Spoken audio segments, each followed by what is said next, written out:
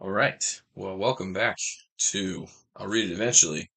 And I have now set myself just a terrible task because last Friday was Free Book Friday, which is a wonderful thing that must have been going on most of my life, and I didn't know about it. Um, so I have an enormous amount of books that I just picked up on Friday. This will be coming out on a Friday, but it was the previous Friday, uh, May, not June. Um, and Free Book Friday is something that there's an organization here in Lexington called the International Book Project, which is a not-for-profit. They accept donations of books of all kinds, and then organizations, and I need to research a little bit more about this, but organizations can request like a tranche of books from them, and the International Book Project will send them some selection of books that meets their basic criteria. And so, if they are for like a, I don't know, like a medical school that's just getting going in like Kenya, they can request a shipment of books that are medical textbooks or biology textbooks from the International Book Project. And they'll have their staff sit down and go through these books and check them and be like, oh, yeah, this is actually a biology textbook. And then they'll stick it in a box, put the boxes on a pallet, and ship them to the school, right? Libraries, I think, can do that. Various kinds of schools can do that. After school reading programs, I'm pretty sure. So they get a ton of donations. And what they do quarterly, is they will give away a huge number of books. So Free Book Friday is what they call it, and you can take a bag. One of the ladies that I was talking to there said that you could bring a Marshall's bag. Being a man in my 30s, I don't really know what that means, but it sounds great. I brought a half-price books bag, and you can fill up the bag with books from the tables and carts that they've got set out. Now, this event goes from 10 a.m. to 6 p.m. And after 5 p.m., this is where it gets good, and this is why I have all of this. After 5 p.m., you can take as much as you want, whatever is there. So, because number one, I have a lack of self control when it comes to books, and number two, because the school where I work, my boss recently told me that I am the unofficial book buyer for the school library because we don't have a librarian at the middle high school level. So um, I'm the book curator. And so I was there just getting all kinds of things I already had, things I'd read, and was like, this isn't for me, but it's okay. And then, of course, while doing that, there was no way that I wasn't going to pick up things for myself. And so that's what happened. So I'm not going to talk about, I will actually put a picture in just of the box because I'm definitely not going to unpack it. But I will put a picture in of the box of books that I got for the school, and just to show you the size that I'm talking about.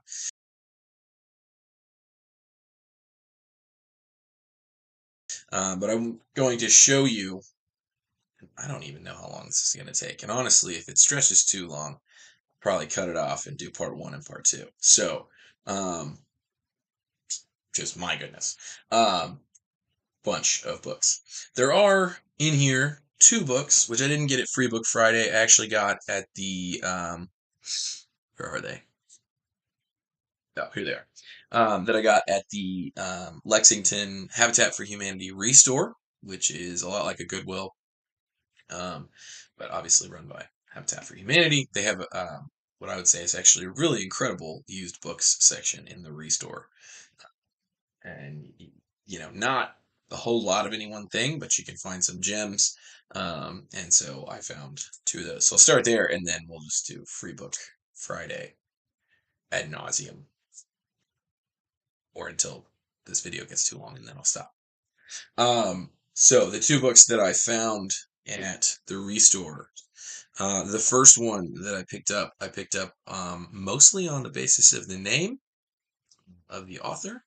It's Edmund Campion, Jesuit and Martyr by Evelyn Waugh.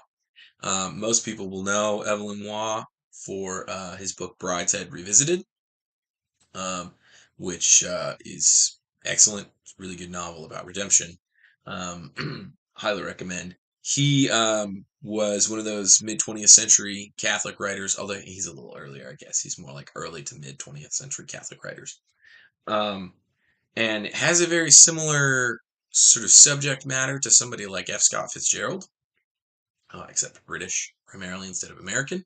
But he very very devout Catholic, and so this is about Edmund Campion, who's a martyr, I believe during the English Reformation.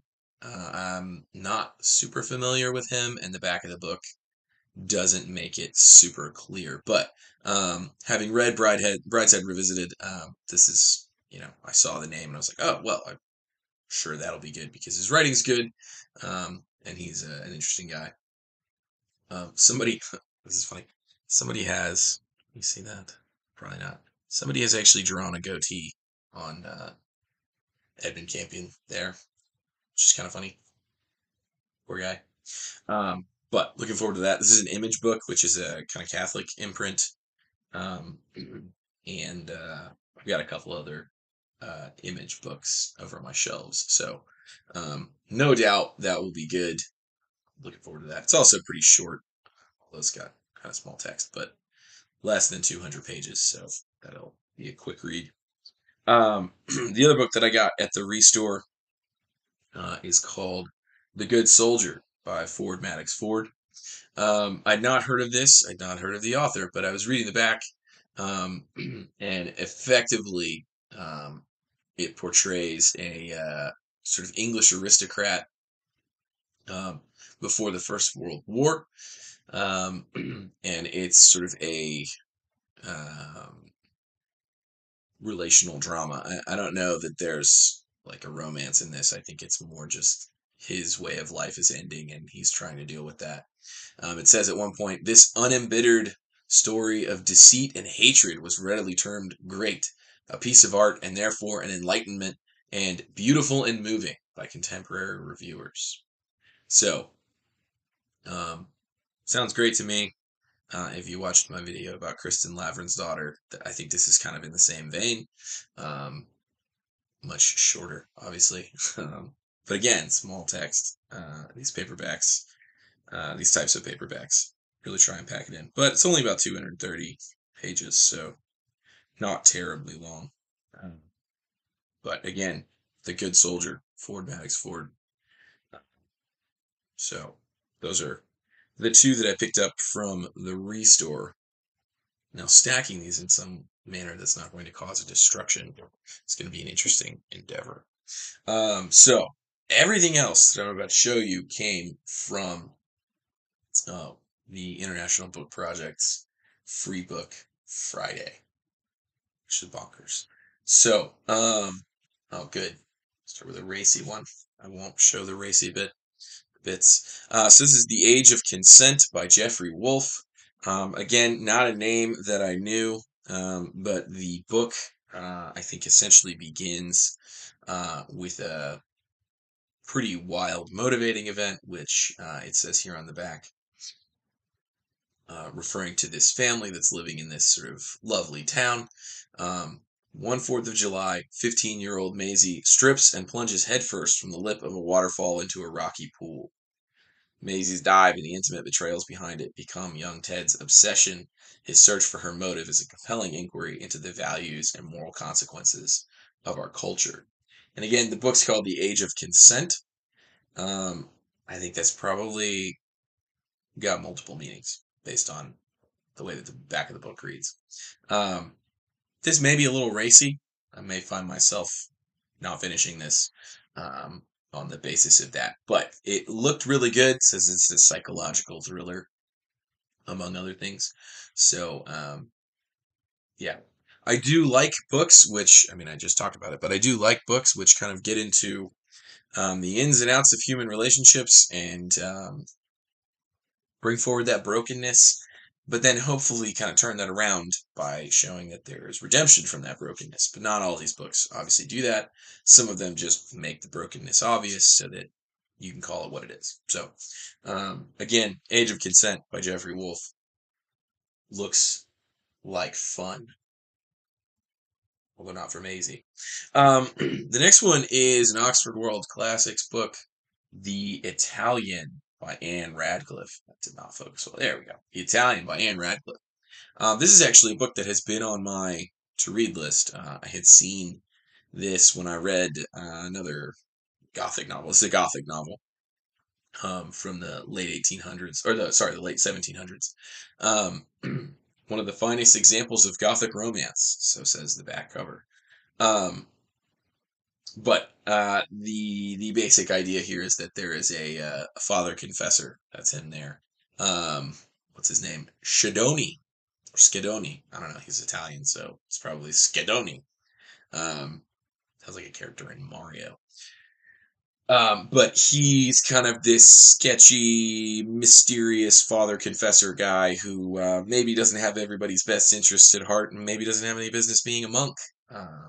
But he is. And so Gothic novels kind of have this like really slow-paced horror aspect to them. They're meant to be deeply unsettling, I think, is kind of the idea. There's a little bit of an existential angst. Things are going to go really poorly for somebody. Hopefully it's not going to be you kind of feeling. And so, yeah.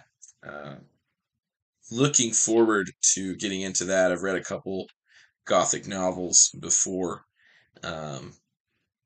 But looking forward to The Italian by Ann Radcliffe. I didn't notice this when I picked this up. It has stickers on the inside. The Emperor Chaz, whatever that means. And then some vegan stickers from PETA. So it's exciting. I don't really know that I know anybody who would want those. But maybe my kids will stick them all over a piece of paper later on. So that's exciting. Interesting. You never know what you're going to find in books. That's why I love used books, especially. You're never going to pull a new book off the shelf at Barnes & Noble and find vegan stickers in it. You're just not. But that's actually, I think, the second time that I've found vegan stickers in a book. So that's fun. Again, just another example of how you can find really nice books for very, very little money. Again, these were all free, although I did, of course, spend a little money because it's both a bookstore. The International Book Project is both a bookstore, and they have this free book thing going on. And then they're also a nonprofit. But anyway, you can find really nice books and really good quality books and really nice imprints of books. For not a lot of money. This is another one of the modern library classics. That's really hard to read. It's called Crossing to Safety by Wallace Stegner. By virtue of the fact that it's part of the modern library classics, obviously somebody liked it a lot when it came out. Again, I apparently have a type. This is a book that seems to be primarily about human relationships and the ins and outs of that and how people get along or don't get along. It says, tracing the lives, loves, and aspirations of two couples who move between Vermont and Wisconsin, a work of quiet majesty, deep compassion, powerful insight into the alchemy of friendship and marriage. So, the problem with books like this is they're either like super engaging because it's like, oh wow, this relationship is really drawing me in, or they're just like incredibly boring.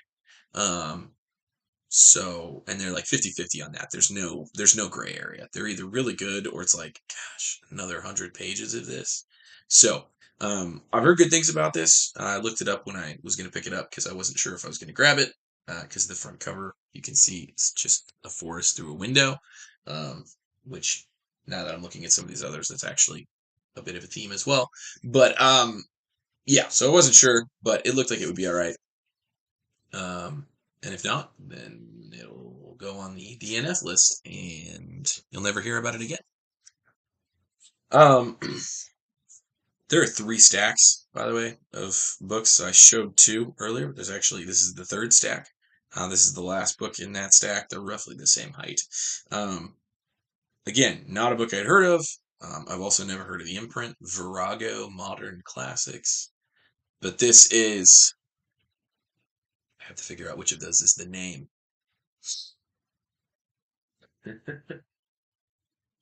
Winifred Holtby is the author of this book, Anderby Wold. Anderby Wold is the name of a small town in Britain, seems. Yeah, in Yorkshire. So northern England. Um, and this book seems to be about sort of the social change that's going on at the end of the 19th century. Sort of in America, it's the Progressive Era.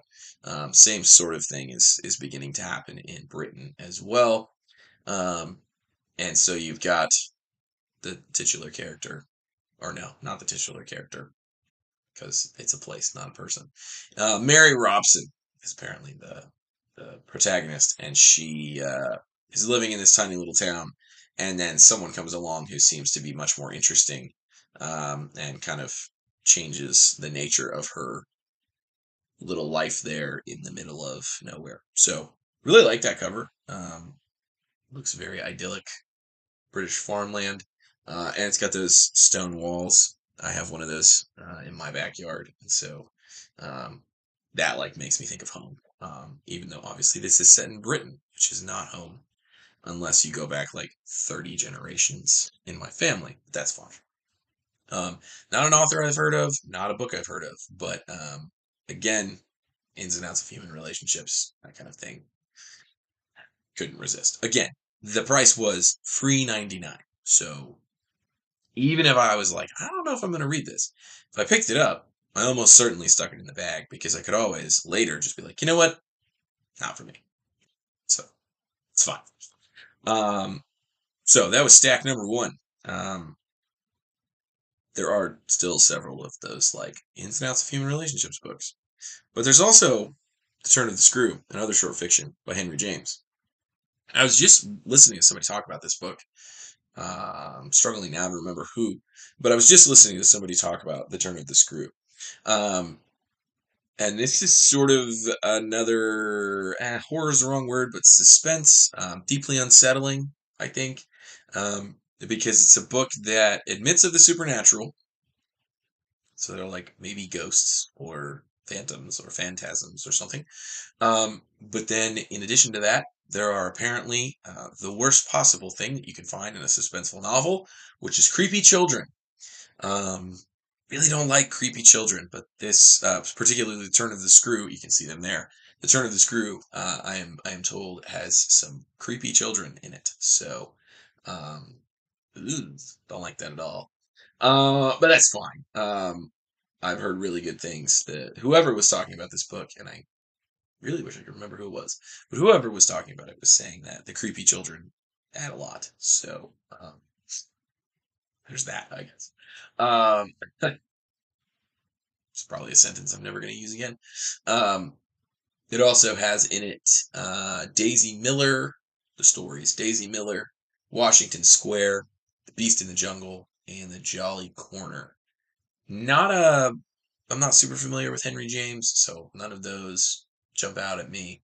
Other than Washington Square, there's actually a copy of that in the giant box that I'll include a picture of for students at my school. So there you go.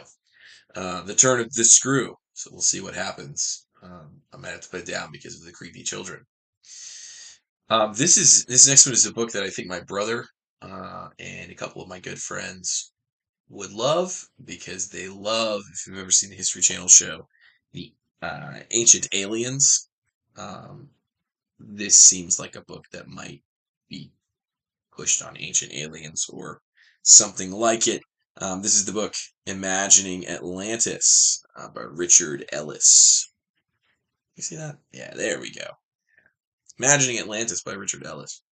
Um, and what it seems to be is a history of the idea of Atlantis, almost like a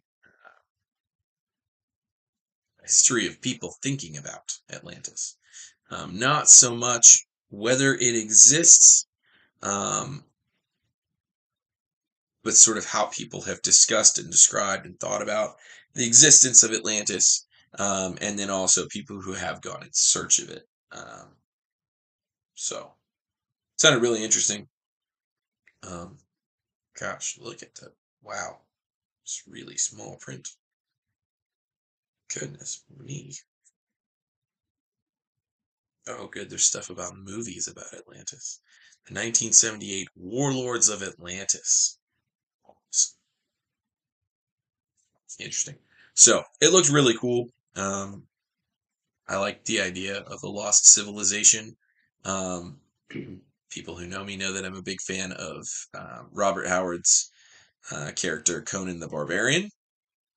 And Conan exists in a sort of prehistory called the Hyborian Age, and Atlantis actually predates Conan. And so the idea that there's sort of like multiple ages of the world before the one in which we live is something that I think is really interesting. I don't think that it's maybe Atlantis is a thing, but I don't think Conan's a real thing, obviously. But it's cool to think about, and certainly if you're going to write a story about swords and sorcery and that sort of thing, it's a great way to set your story in a place that feels real but isn't real. So, imagining Atlantis, really cool. And I might have to let my brother borrow that one. He might actually enjoy that. The next one I have here, another Evelyn Waugh book. Um, this book, I feel like I've heard of before. This is a really nice copy of this. It's a reprint of some kind. But I saw the copy, or saw the front cover, and I was like, I need that. And that is Vile Bodies by Evelyn Waugh. It says, a Tumblr there. It's really small. It says, it may shock you, but it will make you laugh. From a review in the New York Times. This is a book that, having read a little bit of, I can tell you, is about the generation after World War One, who've just seen something like 17 million people die in the mud and trenches of the Western Front and the frozen wastelands of the Eastern Front. And they came of age in a time when the world seemed like it was just on the way up, right? Just sort of a progressive view of human history, because again, it was a progressive era. And then World War One happens, and all of that idealism is just swept away. And the only thing that's left for a lot of people is, well, seems like I'm gonna die, so alcohol, sleeping around, drugs, fast cars, live life while you can because you don't have much time, kind of thing. And Waugh, obviously, as a devout Catholic, skewers that. And he's just sort of, I think this is essentially just a parody of that time frame and those people, because he knows that that's ultimately not going to lead them anywhere good. And so this takes that lifestyle and that type of thinking and that type of living and just shows how empty it is. It calls it satire here on the back.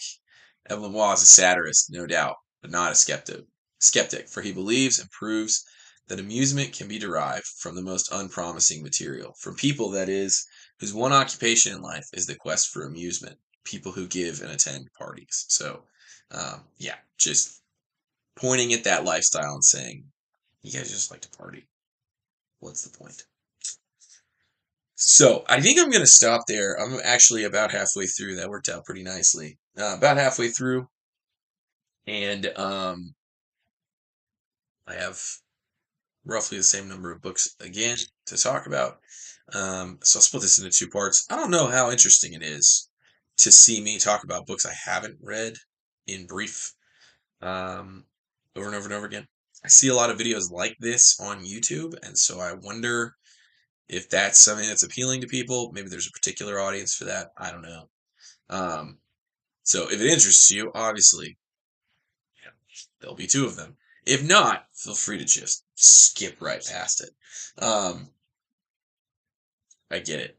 And I think I've said before, but Nobody who watches this should feel any reason to watch it beyond that they want to. But I'm okay with that. So I'll see you in part 2. Go read something. I should be, but I'm recording videos instead.